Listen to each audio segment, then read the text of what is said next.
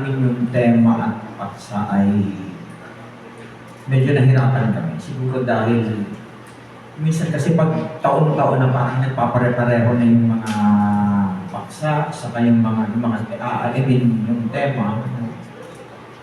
Tapos pumasok itong salitang sikat. Sa akin ay immediately, I could relate to it immediately because I came from Bicol. Ginagamit talaga namin yung sikat. Alam kong ginagamit din ito sa ibang lugar, no? Pero sa amin yung sikat has nothing to do with immediately, no? Has nothing to do with development or something positive. Ang dating pa sa amin ng sikat, tinadyakan ka, sinipak ka, no? Sinikada, no? So, pero pag tinitingnan natin ito, ginagamit din ito yung sikat na, yes, physically, sikat ay isang pagpapatuloy, no? Development. Tapos, pinag-uusapan namin ito sa maraming aspekto at ito ay iniugnan sa kultura at panitikan. Sa amin sa Bicol, ang pedicab ay tinatawag na sikat-sikat. Kasi sumisikat-sikat ka. So, you just imagine that the pedicab with the sikat-sikat ay tuloy-tuloy, no? It is a cycling movement. So, it's positive. It's mobile. So, pag nakita namin, pero pag sinabi mo naman na sinikadan ka, it's violence, no?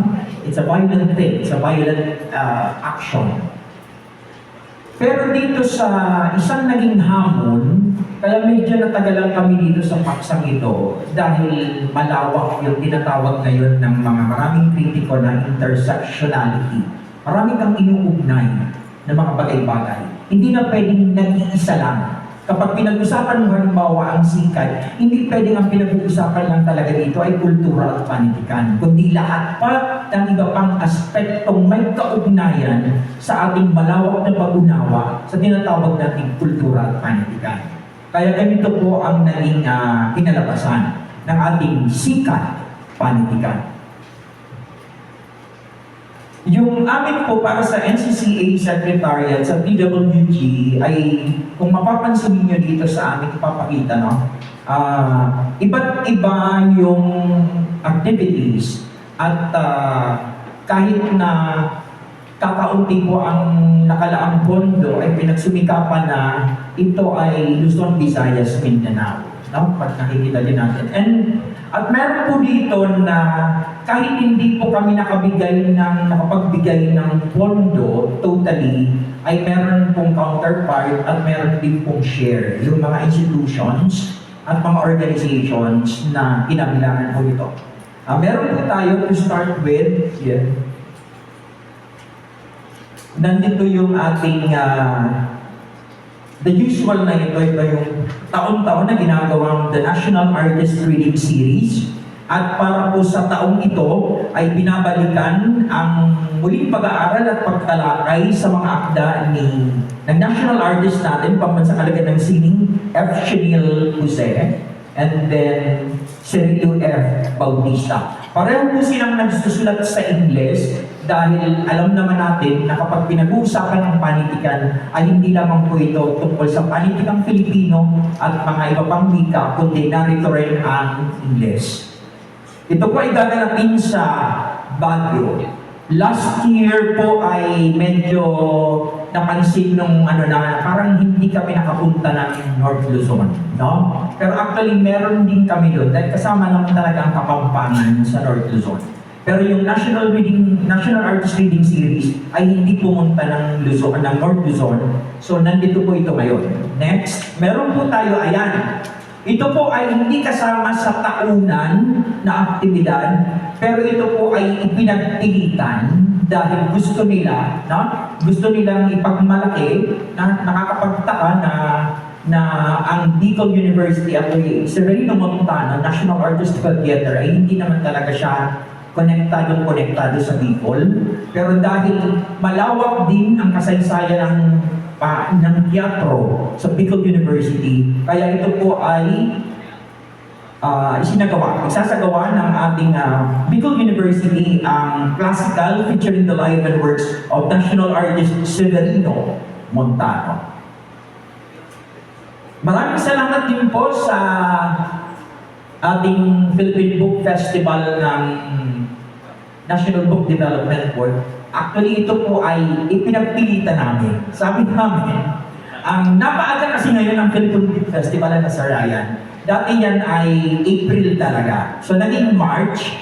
So, sabi namin, parang sayang naman kung wala man lang pre-event ang National Literature Month.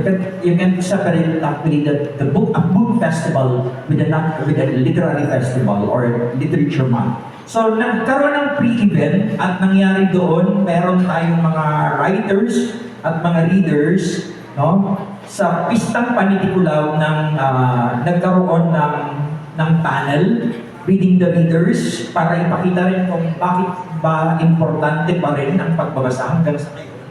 At nagkaroon din ng mga pagtatanghal, lalo na dun sa iba pang mga batang mga manunulat at mga grupo ng mga pampanitikang grupo na hindi pa masyado natin nakikita. No? We have this built-in bias. Sinasabi namin ito sa NCLA, alam ito ni Ma'am Curie, no? Parang lagi kami, may built-in bias kami sa youth. No? Parang palagi pumupunta kami dun sa pangkabataan, no? Na hindi naman tinatalikdan yung inspirasyon na ibinigay ng ating mga matatanda na o nakatatandang mga manunulat. Pero nandun kami sa youth. Parang youth-centric lagi. Siguro dahil ako personal, nasa isip ko, okay na kami. Okay na yung grupo namin. Ang kailangan namin ayusin at alalayan at suportahan ay ang mga kabataang magiging katulad namin nawa. No? Hindi lamang sa politikan, kundi sa iba pang aspekto o anyo ng scene. Meron din po tayong yan. Punta ng Visayas at South Cotabato sa Mindanao, meron tayong First Kalibo Literary Festival para naman sa Panitikulaw Aklan, para ito sa Aklan Literary at Salitang Awikang Akyano. No? Siguro ako mismo hindi ako masyadong familiar sa Akyano, no? Pero yung ibang Visayan-based na natin sa Visayas, familiar ako. Kaya nakakatuwa na aktibo ang wikang Akyanan para sa gawain ito. Nandyan din ang Lawod Panitikulaw sa South Cotabato. No? Sa South. Nakakatuwang isipin din siguro na nalaman ninyo dati na may hiligay nun palang nagsasalita sa Mindanao, sa Cotabato, sa parting yun. At dati, may kontrobersya pa na parang hindi naman daw yan hiligay nun. No? Hindi siya tinatanggap dati ng ilan, no? Ng ilang mga kritiko na parang hindi naman hiligay nun kasi alam natin na ang hiligay nun ay nandito sa parting Visayas. Nagkaroon, may hiligay nun na very active, a kind of hiligay nun in SOX.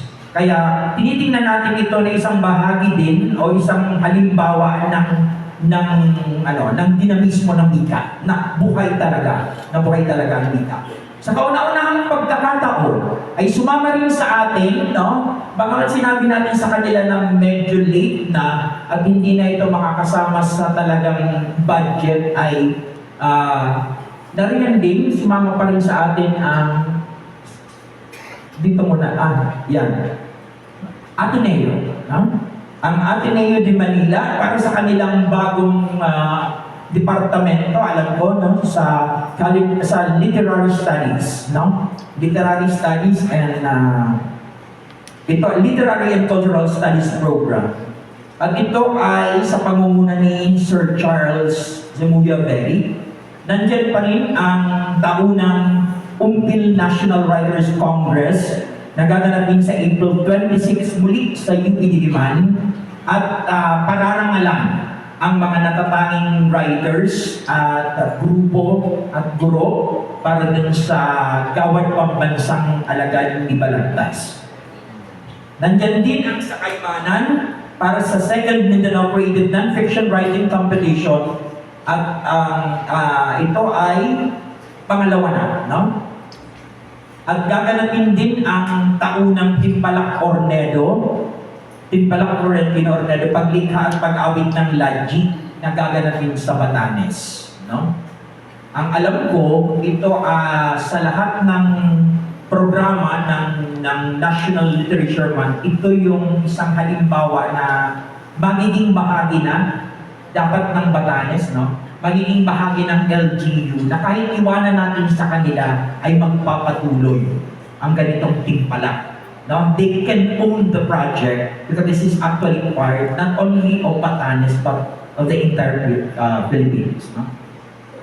At nandiyan din ang Ligligan Puwesyang Makuyan sa San Fernando, Pampanga. At meron pa uling National Artist Reading Series na gagawin naman ito sa Cagayan de Oro, Mindanao para naman sa mga national artist, pambansang alagad ng sining na si Alejandro Roses. Siguro yung iba dito sa inyo, no, ay hindi nakilala masyado si Alejandro Roses. No? Isa rin pagkakataon ito na balikan ang kanyang legacy. No? Medyo familiar ka para sa marami ang ating pambansang alagad ng sining, nakatambal niya sa gagawing aktibidad, si Rolando Tilio. Alam niyo ito. Kilala niyo siya. Okay. Nandiyan din ang Gawad ROV ng Rene Villanueva meets Bienvenido Lumbera na gagawin naman sa UPLB sa pangunguna ng Office of Initiatives and Culture and the Arts ng UP Los Baños. At magpiperform din ng UPLB o Malococan, pagtatambaling, no? At nagkakaroon ng panayam kung bakit pwedeng pagtagpuin ang mga akda ng dalawang progresibong manunulat na katulad ni Rene Villanueva at Bienvenido Lumbera. At kahulihan po ay meron tayong timpalak komposo para sa Iloilo. Meron din tayong natapos na ito, no? Ang Panitikan, bago din ito, a literary improve show na nagmula sa Speed Manila. Palakpakan, meron ba dito kasama tayo ngayon sa Speed Manila? No? Okay. Kasi sana siguro itong klaseng aktibidad na ito ay pwede rin itong lumabas, no? Mula sa pang-atin-atin ay pwede itong actually lumabas at pumunta sa mga eskwelahan, no? Na katatapos na National Arts Month, isisya lang naman siguro, sa Mandaluyong ay nagulat kami na meron palang special program for the arts ang Mandaluyong National High School through Neptali Gonzales National High School, na hindi natin kahit kami sa NCLA at alam ko ang NCCA, parang hindi namin ito nakikita, magugulat at mamamangha kung kaano kagagaling ang mga bata sa iba't ibang ano ng sining nang walang suporta na nanggagaling sa atin. No? Kaya siguro ang ganitong aktibidad din ng street para sa kanilang literary improve ay palagay ko yung makakatulong. Ang mga aktibidad na nabanggit ko, ang mga programang nabanggit ko ay magiging bahagi, no, sa para dito naman sa NCCA. Maraming salamat po. Maraming salamat po, Sir Miles, sa inyong pagbabahagi.